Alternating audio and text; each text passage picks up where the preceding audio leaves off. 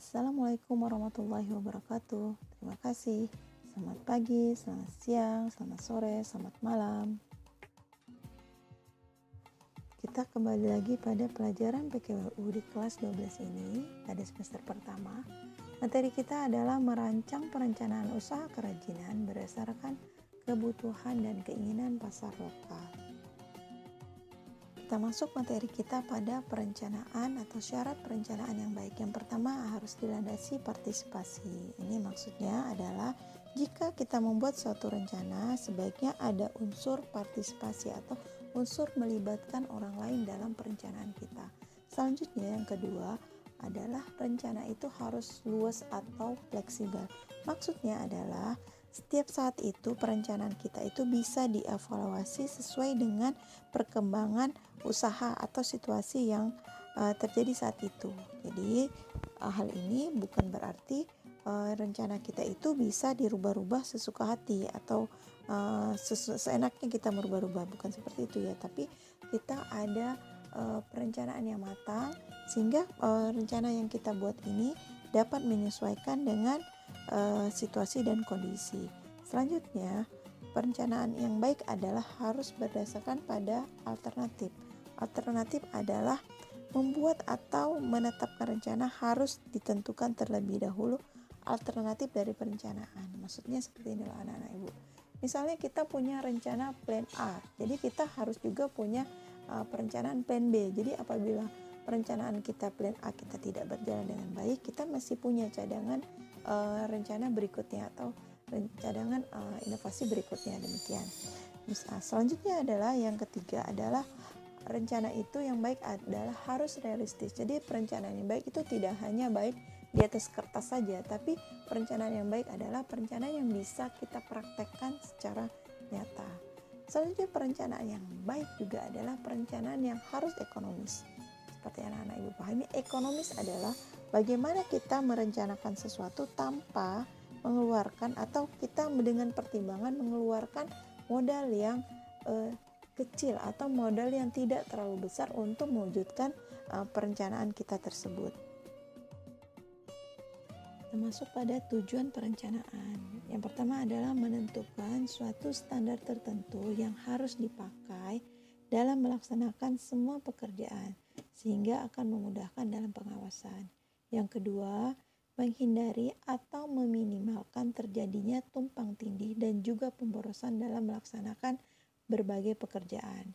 Yang ketiga, memberikan suatu arahan kepada para administrator atau non-administrator supaya bisa bekerja sesuai dengan apa yang sudah direncanakan. Yang keempat, mengantisipasi dan juga beradaptasi dari semua perubahan yang mungkin akan terjadi.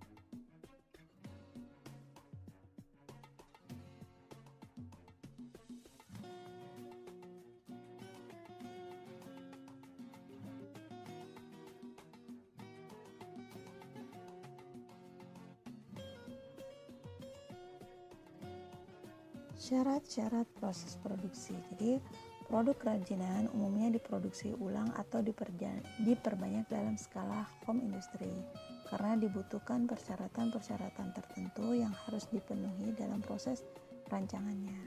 Yang pertama adalah menentukan bahan atau material produk.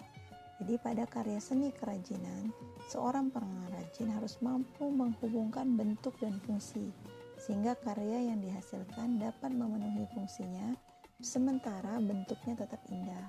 Jadi pemilihan bahan atau material dalam pembuatan karya kerajinan sangat terkait dengan sasaran atau pasar sasaran karena material akan mendukung nilai bentuk, kenyamanan terutama dalam menggunakan benda terapan dan juga akan mempengaruhi kualitas dari barang tersebut.